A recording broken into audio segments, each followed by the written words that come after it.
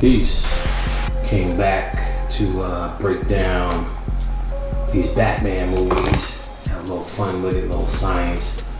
So, one of the movies that deal directly with what they call the shadow self is Batman, Man in the Shadow Self. They gave the shadow self, or the hidden part, a character, or I don't want to say a consciousness because it has a consciousness, it's just a hidden consciousness, but they brought this they characterized this hidden consciousness in one man, Batman.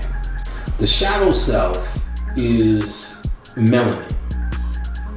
So Batman primarily is the story of melanin, or your ka, alright? Batman primarily is the story of your ka, your shadow self, your shadow primal consciousness. That's why Bruce Wayne's father and mother had to die. That represents the Osiris story.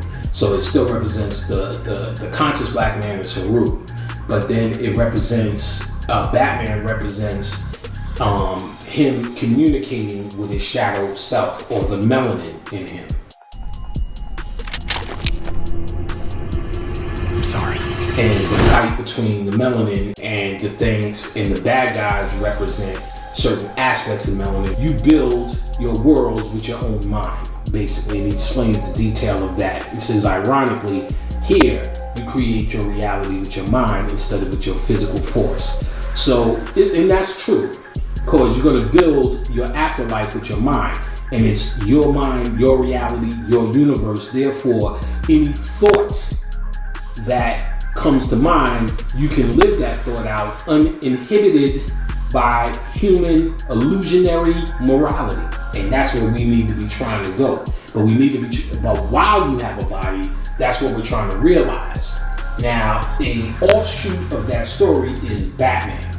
And what Batman is having a realization with his shadow self, but his shadow self is acting out human